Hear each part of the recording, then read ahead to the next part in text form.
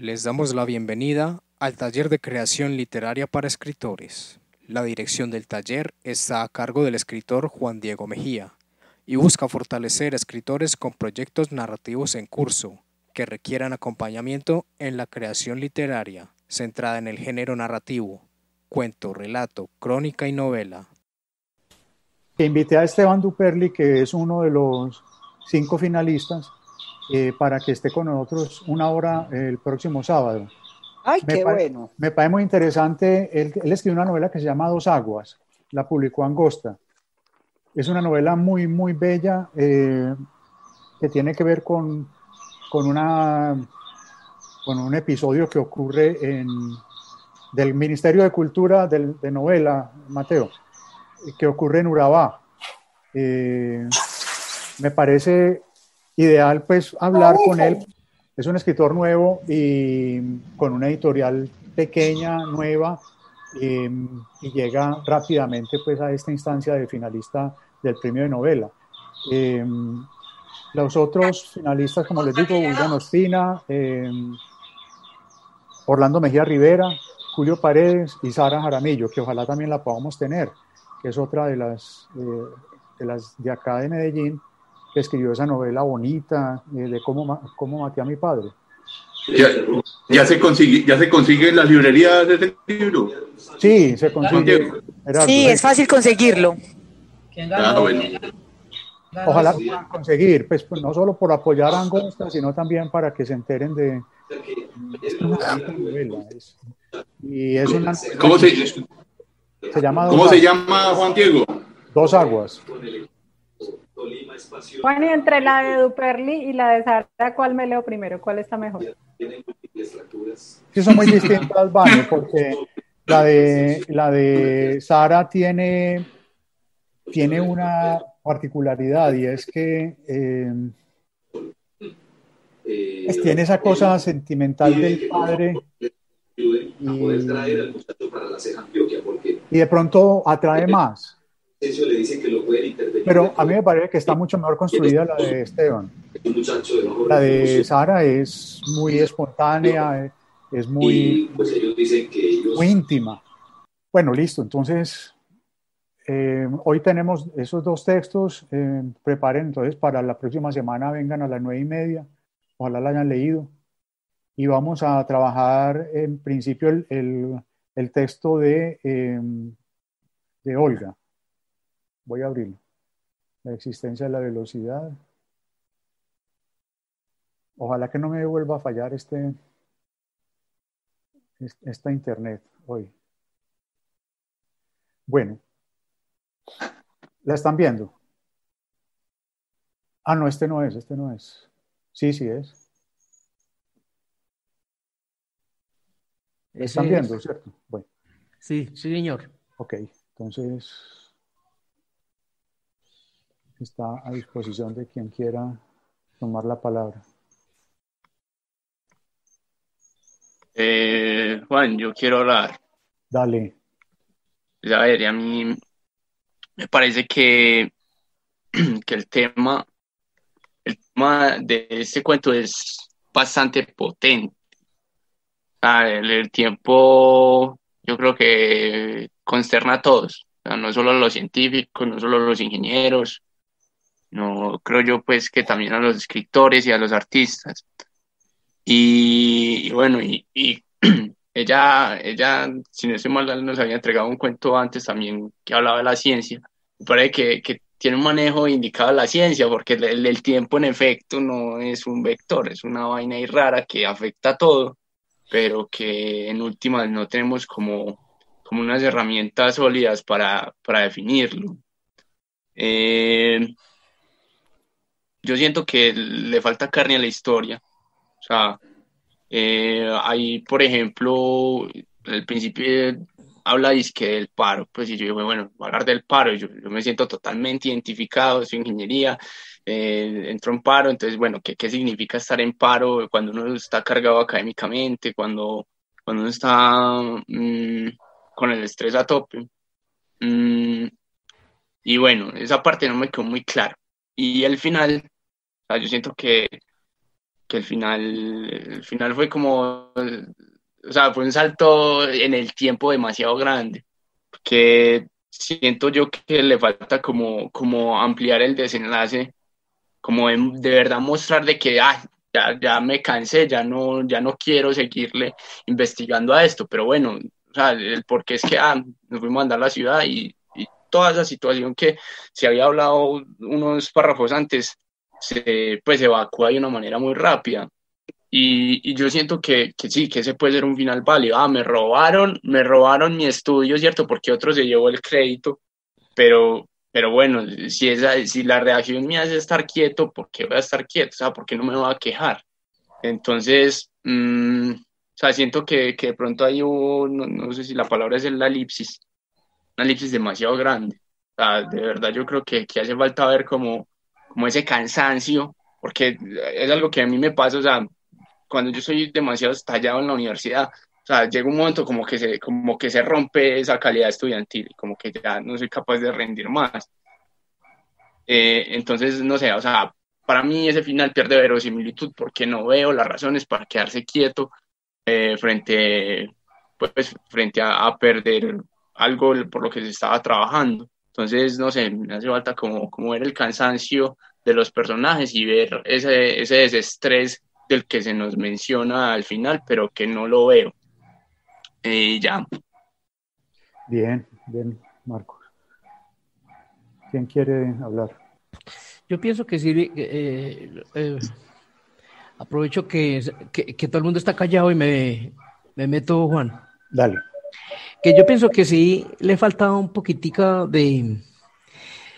como de creatividad para convencernos de que el tiempo es un vector. Así sea, pues, obviamente una falsedad, pues, o sea un falso, pues, pero le falta convertir es como ese falso positivo, de convencernos o convencer al lector de que el tiempo es un vector, pero simplemente lo enuncia y no lo digamos, lo voy a poner entre comillas, no lo sustenta.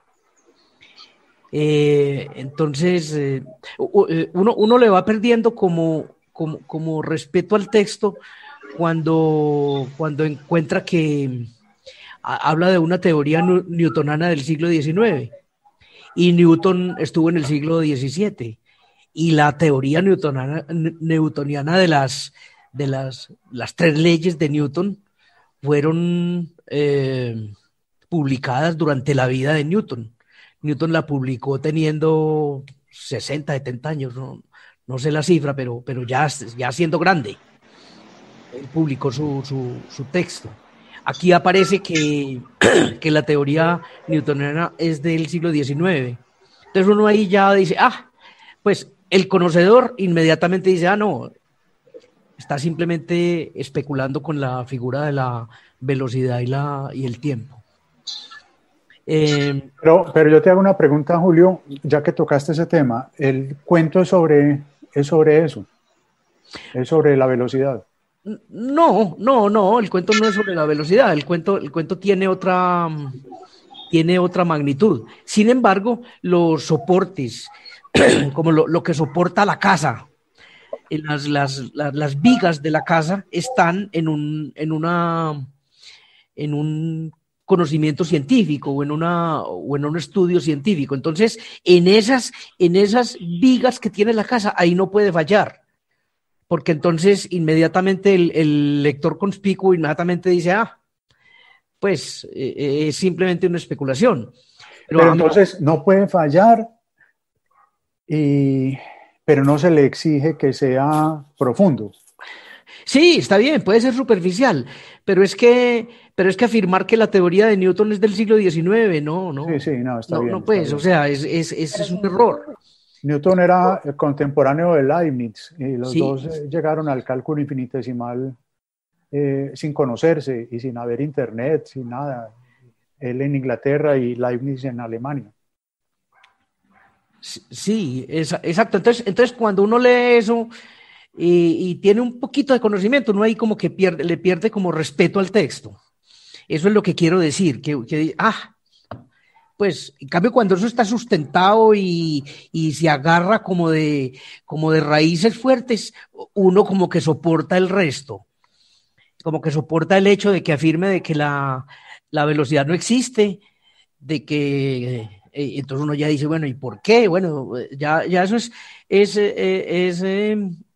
el resto de lo que uno especule sobre el texto, ¿cierto? La velocidad es la división entre dos escalares, que es el espacio y el tiempo. Entonces produce un vector. Los vectores todos tienen sentido y tienen cantidad. En cambio, el tiempo aparentemente no tiene cantidad, no tiene sentido, excepto que va para adelante, ¿cierto? No tiene dirección, pero, sí, no tiene dirección. Entonces esos elementos que soportan la historia sí deben estar muy bien sustentados para que uno camine tranquilamente sin miedo de caer a un abismo. Entonces, ¿Por qué no aprovechás y explicás, ahorita Olga de pronto, pero si vos lo puedes hacer, cuál es el concepto de vector, ahora que mencionas la magnitud y la dirección? Sí, el vector nació con el plano cartesiano de Descartes, donde se pudo establecer una magnitud y una dirección. Entonces, allí, todos aquellos que estaban en función de dos variables y que ya adquirían dirección, como es el caso de la velocidad, están relacionados con el espacio y con el tiempo. Entonces adquiere esa cifra, esa calidad de vector. Lo otro se llama un escalar, que es simplemente una magnitud que está dada simplemente sin ninguna otra variable. Por ejemplo, la distancia. La distancia, 200 kilómetros, listo. Esa es una distancia, ese es un número, lo llaman una magnitud escalar. En cambio, el de la velocidad ya sí, como está relacionado entre la distancia y el tiempo, y ya se puede plantear en un plano cartesiano, ya te da dirección. Entonces, ese es como el concepto así como simplista de lo que es un vector, ¿cierto? Uh-huh. ¿Alguien intervino? Marcos creo que intervino. Sí, Marcos. Sí, pues el concepto que vos decís es el del vector bidimensional, porque lo plantea sobre el plano cartesiano, ¿cierto? Pero, sí. por ejemplo, nosotros habitamos el espacio que tiene un ancho, un largo y una profundidad. Ahí también hay vectores y más arriba, por allá, ya que hay cosas que ni podemos imaginar, siguen habitando. Pero o sea, hay tres elementos que lo definen, que son la magnitud, la dirección y la orientación. ¿Cierto? Que la dirección y orientación a mí me confunden un poco a veces. Sí. Bueno, simplemente ese detalle. Y yo estoy de acuerdo con Marcos en que concluyó de una manera muy fácil. Se dejó derrotar por el que amargo y se dejó robar y simplemente se enfiestó. En ese sentido, uno sí ve una transformación del personaje. Entonces uno dice, este personaje comenzó siendo muy estudioso, dedicado, obsesivo con el estudio, y ahorita que encontró el amor, se abrió y empezó a gozarse la vida. Entonces allí hay una transformación del personaje. En ese sentido, pues uno le encuentra como sentido al texto. Sin embargo, pues el comentario mío es que la teoría que está inmersa dentro del cuento no está bien sustentada o bien especulada, como para que le diera pistas al lector de ir gozándose su descubrimiento. Ok, Julio. ¿Quién más? Juan, yo. Blanca, dale, sí. Bueno, Olga me parece que tiene mucha imaginación y que le gusta desarrollar cuentos con fundamentos pues de la ciencia y bueno, creo que es arriesgada y muy interesante ese campo que ella trabaja. Varias cosas, pues, como para señalarle que puede mejorar el texto. Yo siento que el tema central, como tal vez ya lo señala Julio, es una mujer que está investigando, es una académica apasionada, enloquecida con un tema y encuentra el amor. Y esta frase que dice, pero ellos que estaban viviendo en otra dimensión del tiempo, que acababan de comprobar la existencia de la velocidad y la disfrutaban por esos días, tenían claro que aún tendrían mucho espacio para tener otros sueños y otras ilusiones. Bueno, yo no vi si ellos acababan de comprobar la existencia de la velocidad. Pues esa parte, como ese conflicto entre el conocimiento científico y el amor, pues a mí me parece que debía ser más conflictivo.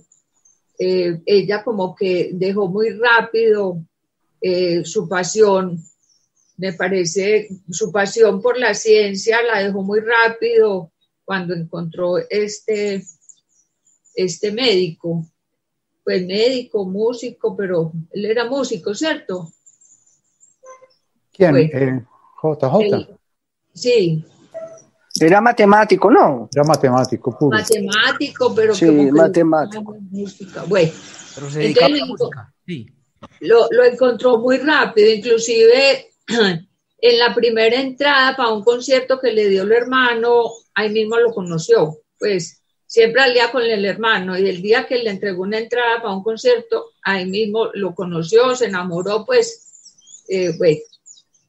Me parece que fue muy rápido la manera como lo conoció y muy rápido la manera como salió de su pasión por la investigación y que se entregó muy fácil pues también al amor. Yo pienso que valdría la pena que se hiciera un poco más el conflicto en ella entre esas dos situaciones, entre su pasión por el conocimiento y el amor. Ese es como el conflicto, pero digo yo que termina ganando el amor, ¿cierto? Bueno, hay una cosa también de credibilidad que me parece que es bueno que ya lo retoman. Dice que buscando los últimos avances en temas científicos encontraron un nuevo estudio del profesor Camargo donde él concluía que científicamente podía comprobar que el tiempo era un vector. Pues uno no concluye que científicamente puede comprobar. O sea, él concluye que el tiempo es un vector. O sea, él concluye no que podía comprobar, sino que él comprueba. Pues porque entonces, ¿cuál es el trabajo científico? Es decir que científicamente podía comprobar, pues en un artículo lo que tienes que comprobarlo. ¿Sí me hago entender? Sí. Sí. ¿Cierto? Claro, Entonces, claro tu punto. ahí hay algo como que yo digo, en un artículo científico, él debía haber comprobado eso. Eso es su tesis. Pues se la robó, pero bueno, lograba comprobarlo o no lograba comprobarlo, pues es para la parte pues de verosimilitud, ¿cierto? Y lo otro, pues ya la parte formal, después de guiones, en los diálogos debía empezar con mayúscula, o yo no sé si eso es tan abierto que uno pueda empezar con mayúscula o con minúscula. Pues. ¿Dónde? A ver, dime alguna parte para que Cata no se aclare. Cuando están conversando, qué pena, no era mi intención asustarla, está con minúscula en un diálogo. Tranquilo, estaba elevada. Esto. Creo que no te lo aprendiste. Nos vemos, o sea, todo está con minúscula, entonces no sé si eso está... si eso es permitido, pues si no hay problema que uno maneje mayúsculo mismo en el diálogo, o ese diálogo debía empezar siempre con mayúscula. Mayúscula. Sí, bueno, con mayúscula. es como un detallito pues formal pero yo pienso que Olga está explorando este mundo y de la ciencia y me parece interesante pues que lo siga y que el cuento puede mejorar. Tengo algo para comentar. Gustavo quiere algo para comentar. Dale, Gustavo, por favor. Sí, es como reforzando la crítica de Julio y de Blanca, pero en un detalle específico, y es sobre la verosimilitud, y es de que el profesor, que es un matemático, y que ellos confían pues que es el que sabe, se roba pues la investigación. Y no se dice, como dice Julio, no se da ninguna entrada de qué era lo que estaban investigando. Pues Kleider, como Kleiderman, Kleider, Cuervo. Entonces, si un matemático se roba eso es porque el trabajo valía la pena, pero no nos da ningún tipo de pista de la realidad del trabajo. Si era ese detalle el que quería comentar. Listo, Gustavo.